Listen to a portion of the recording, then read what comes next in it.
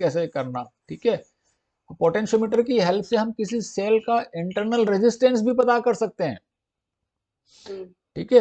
हमको पता करना है बाजार में, हम बाजार में गए, हम गए दुकानदार के पास, बोला सर ये सेल कितने का है, बोला 50 रुपए का है। बोला सर कुछ सस्ता सेल नहीं, बोले ये सेल लो, ये सेल 25 रुपए का है।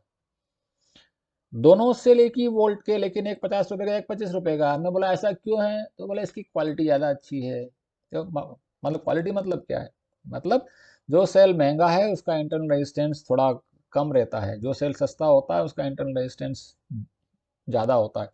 इंटरनल रेजिस्टेंस का मतलब एक ऐसा रेजिस्टेंस जो कि लगातार सर्किट में रहना ही है, उससे हमें कोई बेनिफिट नहीं मिलना है, ठीक है। Therefore internal resistance should be as low as possible. तो मान लो हम बाजार से एक सेल लेके आए, समर्थ एक सेल लेके आया और बोला सर इसका मेरे को इंटरनल रेजिस्टेंस मेजर करना है। चलो इंटरनल रेजिस्टेंस मेजर कर लेते हैं, ठीक है। तो अब हमने क्या किया कि सबसे पहले हमने ये सेल लगाया, इसका नल पॉइंट पता कर लिया, ठीक है। ये सेल लगाया, इसका नल पॉइंट पता कर लिया। मैं एक न्यूमेरिकल एग्जांपल लेके करता हूँ, ठीक है, तो न्यूमेरिकल से ज़्यादा अच्छे से समझ में आ जाएगा।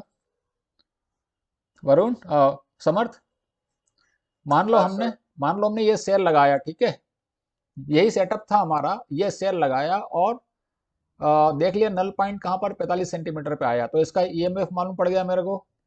अभी देखा तो मैंने ईएमएफ कितना था इसका, 45 सेंटीमीटर का रेजिस्टेंस कितना हो गया था मेरा, 4.5 ओम हो गया था, और करंट 10 एम्पियर है, इसका मतलब कि 45 वोल्ट है। तो ये जो सेल है इसका ईएमएफ मेरा 45 वोल्ट है, ठीक है। इस सेल का ईएमएफ 45 वोल्ट है। EMF, what is EMF? EMF का मतलब होता है कि जब किसी सेल के थ्रू यदि करंट फ्लो नहीं हो रहा है तो उस समय जो पोटेंशियल होता है उसके टर्मिनल के अक्रॉस, उसको बोलते हैं EMF. That is the maximum potential across the terminal of a cell when in open circuit. Open circuit means there is no flow of current. Open circuit means there is no flow of current, ठीक है। मान लो ये कोई cell है, ये cell है, ठीक है। ये सेल की कैपेसिटी मान लो 50 वोल्ट की है, ठीक है। तो हमको यहाँ 50 वोल्ट मिलेगा, लेकिन जब इसमें करंट फ्लो हो रहा है तो इसके अक्रॉस ड्रॉप भी हुआ, इसके अंदर इंटरनल रेजिस्टेंस है उसके अक्रॉस भी ड्रॉप हुआ, उसने भी कुछ एनर्जी कंज्यूम किया। मान लो उसने 5 वोल्ट कंज्यूम किया, तो फिर हमें कितना मिलेगा, यहाँ पर हमको 45 वोल्ट मिलेगा, ठीक है। तो फिर हमको 45 वोल्ट, लेकिन 45 वोल्ट कब मिलेगा, when there is a flow of current. यदि करंट का फ्लो होगा तब तो ड्रॉप होगा इसमें, यदि करंट का फ्लो नहीं होगा तो इसमें ड्रॉप ही नहीं होगा, ठीक है। E इक्वल टू पहले कितना E है, जब मान लो ओपन सर्किट है उस समय मान लो इसका ईएमएफ मान लो E है, ठीक है। और जब मैंने करंट फ्लो करवाया और ये कुछ रेजिस्टेंस है मान लो स्मॉल r, और ये करंट I है, तो इसमें कितना ड्रॉप हुआ, I इंटू R, तो इतना कम हो जाएगा, इतना मिलेगा मुझे V, ठीक है। तो किसी सेल में यदि करंट फ्लो नहीं होता है तब उस समय यदि हम उसके टर्मिनल्स पे पोटेंशियल देखें तो वो होता है ईएमएफ। जैसे हमारी छोटी छोटी जो बैटरीज जो हमारी घर में आती है, हम रिमोट में लगाते हैं, घड़ी में लगाते हैं, वो क्या 1.5 वोल्ट का होता है, ठीक है। तो यदि उसको एज इट इज हम चेक करेंगे तो 1.5 वोल्ट मिलेगा। मान लो ये सेल है, ये सेल है, ऐसा रहता है ना, एक तरफ उसमें टोपी रहती है, ठीक है। और यदि मान लो मैं यहाँ पे और यहाँ पर मैं मेजर करूं तो it will give me 1.5 volt. लेकिन यदि मैंने इसको किसी सर्किट में लगा दिया और अब मेजर करूंगा इन्हीं दोनों के बीच में, तो it will be less than 1.5 volt, क्योंकि अब इसमें करंट फ्लो हो रहा है, और करंट फ्लो हो रहा है तो इसके खुद के अक्रॉस कुछ ड्रॉप हो रहा है। सो अब ये 1.5 वोल्ट नहीं देगा, अब ये 1.5 वोल्ट से कुछ कम देगा, ठीक है। तो ये V equal to E minus I R. मेरे को निकालना क्या है, मेरे को R निकालना है, इंटरनल रेजिस्टेंस, इसलिए मैंने ये सब एक्सप्लेन किया। तो E तो मैं निकाल चुका हूं, E तो मुझे पता है, ठीक है, E मुझे पता है। यदि मैं किसी प्रकार से V निकाल लूं, यदि किसी प्रकार से मान लो मैं V निकाल लेता हूं, ठीक है। V कैसे निकालूंगा इसके अंदर, V निकालने के लिए तो मुझे इसमें करंट फ्लो करवाना पड़ेगा। V तभी आएगा जब इसमें इसमें करंट फ्लो होगा। तो मैंने क्या किया, इस सेल में इसी के पैरेलल एक रेजिस्टेंस लगा दिया, इसी के पैरेलल एक रेजिस्टेंस लगा दिया। ठीक है, अब ये पहले कितने वोल्ट का था, ये 45 वोल्ट का था। ठीक है, अभी क्या होगा, और मैंने इसको वापस हटा दिया, जो कि को मैंने वापस डिस्कनेक्ट कर दिया, इसको मैंने यहां से हटा दिया। ठीक है, अभी जैसे ही मैं ये रेजिस्टेंस लगाऊंगा, इधर करंट फ्लो हो या ना हो, इसमें तो करंट फ्लो होगा, इस सर्किट में तो करंट फ्लो होगा भाई। मान लो यहाँ करंट नहीं भी फ्लो हो रहा है, तो इसकी में तो फ्लो हो रहा है, इसमें करंट फ्लो हो रहा है। दैट मीन्स अब इसके अक्रॉस ड्रॉप हो रहा है, इसका इंटरनल रेजिस्टेंस में। तो अब इसके अक्रॉस 45 वोल्ट नहीं है, यहाँ 45 वोल्ट नहीं है, यहाँ 45 से कम मिलेगा, 42 मिलेगा, 40 मिलेगा। ठीक है, तो अब इसके अक्रॉस वोल्टेज कम हो जाएगा, तो मैं वापस नल पॉइंट देखूंगा। अब मुझे देखना है कि जो वोल्टेज कितना हो गया। फिर मैंने नल पॉइंट देखा, तो नल पॉइंट अब थोड़ा इधर शिफ्ट हो जाएगा। पहले मान लो 45 पे था, अब मान लो ये 39 सेंटीमीटर पे आ गया नल पॉइंट। नल पॉइंट अब 39 सेंटीमीटर पे आ गया। तो 45 सेंटीमीटर पे यहाँ पर जो है 45 सेंटीमीटर के लिए मेरे पास 45 वोल्ट था ना, तो 39 सेंटीमीटर पे कितना आ जाएगा, 39 वोल्ट आ गया। मतलब नाउ दिस इज 39 वोल्ट। ये कम क्यों हुआ, क्योंकि इसमें करंट फ्लो हो रहा है। इसमें करंट फ्लो नहीं हुआ, इसमें नल पॉइंट देख लिया मैंने, इसमें नल पॉइंट देख लिया था मैंने। ठीक है, इसमें करंट फ्लो नहीं हो रहा है, मतलब इसके अक्रॉस पोटेंशियल ड्रॉप और इसके अक्रॉस पोटेंशियल ड्रॉप इक्वल है। इसके अक्रॉस 39 वोल्ट है, इसके अक्रॉस भी 39 वोल्ट है। देयरफॉर इधर से कोई करंट फ्लो नहीं हो रहा है, इस सर्किट में इंटरनली यहाँ पे करंट फ्लो हो रहा है, और इसकी वजह से इसके इंटरनल रेजिस्टेंस में ड्रॉप हुआ यहाँ पर। ठीक है, तो मेरे को ई मालूम पड़ गया, ई कितना था मेरे पास 45 वोल्ट। वी मालूम पड़ गया, वी कितना आया 39 वोल्ट। ठीक है, ये जो रेजिस्टेंस लगाया था इसके पैरेलल में, इसको बोलते हैं शंट। ठीक है, ये रेजिस्टेंस मान लो 10 ओम का था, मान लो 10 ओम का था। ठीक है, तो ये 10 ओम का रेजिस्टेंस था, इसको एस नाम दे दिया, मान लो ये 10 ओम का है। ठीक है, तो इसका इंटरनल रेजिस्टेंस मान लो आर है, इसका इंटरनल रेजिस्टेंस मान लो आर है। तो क्या अब मैं कैलकुलेट कर सकता हूं क्या, अब मैं कुछ कैलकुलेट कर सकता हूं क्या मैं, बोलो। ठीक है, ई कितना हो जाएगा, 45 volt will be equal to 39 volt. 45 volt will be 39 volt plus I, I into इन दोनों के अक्रॉस ड्रॉप, 10 वोल्ट के और आर के across drop. So 10 plus R के अक्रॉस ड्रॉप 10 और आर के अक्रॉस ड्रॉप।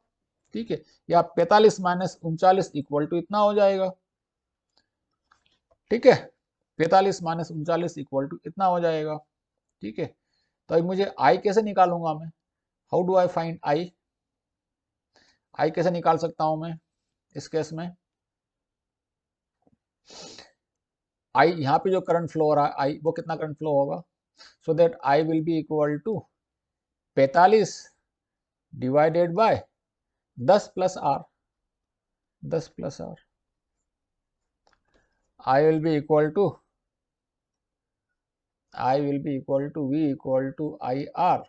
ठीक है, V is equal to I R. ठीक है, कुछ गलत हो रहा है यहाँ पर, क्या गलत हुआ यहाँ पर, पहले 45 वोल्ट था, फिर बाद में 39 वोल्ट हो गया, जब मैंने 10 ओम का रेजिस्टेंस लगाया। ठीक है, और इसमें ये करंट फ्लो कर रहा है, मान लो आई करंट फ्लो कर रहा है, तो इसके अक्रॉस जो ड्रॉप हुआ वो आई आर हुआ। ठीक है, तो 45 volt will be equal to, बाद में 39 वोल्ट हो गया, बाद में 39 वोल्ट हो गया। ठीक है, तो 39 volt will be equal to I into 10, 39 volt will be I into 10 and therefore I will be equal to 39 divided by 10। यहाँ पे 39 वोल्ट था, मतलब यहाँ 39 वोल्ट था, और रेजिस्टेंस 10 है, तो इसमें करंट कितना हो जाएगा 39 डिवाइडेड बाय 10, इतना एम्पियर, इतना करंट फ्लो कर रहा है। ठीक है, बस इतना करंट फ्लो कर रहा है। अभी देख लो यहाँ पर, तो ये 45 वोल्ट था माइनस 39 वोल्ट, ये ड्रॉप किसकी वजह से हुआ है, इंटरनल रेजिस्टेंस की वजह से ड्रॉप हुआ है। That means I into R, small R, तो इससे हमको आर मालूम पड़ जाएगा। ये कितना है, this is 6, 45 minus 39, so this is 6। तो आर निकाल लो, आर कितना हो जाएगा, 10 इंटू 6 डिवाइडेड बाय 39। ये देख लो 60 डिवाइडेड बाय 39, 60 डिवाइडेड बाय 40 करेंगे तो ये कितना हो जाएगा, 1.5 हो जाएगा। तो ये रफली 1.52 ओम के आसपास। समझ में आया? हाँ सर, पक्का? पक्का। ठीक है, मैंने इसलिए तुमको न्यूमेरिकल एग्जाम्पल दे करके बताया, ठीक है, कि ये यहाँ पर जो रेजिस्टेंस है 1.52 ओम का रेजिस्टेंस है, ठीक है। इंटरनल रेजिस्टेंस 1.52 या 1.51 ओम का जितना भी आएगा वह 60/39 का उतना इंटरनल रेजिस्टेंस है। इतना करंट है तो इस करंट में उतना ड्रॉप हुआ, इसलिए जो पहले 45 वोल्ट मिल रहा था उसकी बजाय हमको 39 वोल्ट मिला। इस रेजिस्टेंस में इतना ड्रॉप हो गया, ठीक है, इतना करंट है, इतना ड्रॉप हो गया। ये करंट कैसे आया, क्योंकि यहाँ पे वोल्ट कितना था, 39, यहाँ वोल्ट कितना था, 39। वो 39 किसके अक्रॉस है, रेजिस्टेंस के अक्रॉस। रेजिस्टेंस कितना, 10 ओम का है, 10 ओम का रेजिस्टेंस 39 वोल्ट है, तो इससे हमने करंट निकाल लिया, ठीक है। तो ये हमने इंटरनल रेजिस्टेंस भी पता कर लिया। समर्थ जो बाजार से सेल लेके आया था उसका इंटरनल रेजिस्टेंस 1.51 वोल्ट है। दूसरा वाला सेल का भी नाप लिया, उसका इंटरनल रेजिस्टेंस मान लो 5 ओम आ गया, तो पता चला वो सस्ता था इसलिए उसका इंटरनल रेजिस्टेंस ज्यादा था। समझ में आ गया? तो ये हमने अभी दो चीजों के बारे में डिस्कस किया। एक हमने डिस्कस किया किरचॉफ्स लॉ, और दूसरा हमने डिस्कस किया है पोटेंशियोमीटर के बारे में, ठीक है। और किस बारे में बात करना थी अपने को, देखो अब इसके अंदर बहुत सारे क्वेश्चन बनेंगे। इसको बोलते हैं ऑक्सिलरी बैटरी, इसको बोलते हैं ऑक्सिलरी सर्किट, ठीक है। ऑक्सिलरी बैटरी का ईएमएफ जिसके लिए नाप रहे हैं उससे ज्यादा होना चाहिए, है ना, नेचुरली। जो नाप रहे हैं वो यहाँ से लेके यहाँ तक कहीं पे तो नल पॉइंट आना चाहिए ना। तो इस पूरे में जितना ड्रॉप होगा उतना इसको सप्लाई करना है, तो इसका ईएमएफ इससे बहुत ज्यादा होना चाहिए, ठीक है। तो हमें कॉन्सेप्चुअली यदि किसी ने क्वेश्चन पूछा तो यदि हमारे कॉन्सेप्ट यदि मान लो इसमें क्लियर है तो हम आसानी से जवाब दे पाएंगे इसका, ठीक है। चलो, तो इसको हटा दूं, मैं इसको मिटा दूं, हेलो, हाँ सर। हाँ इसको मिटा रहा हूं मैं, ठीक है। हाँ सर। और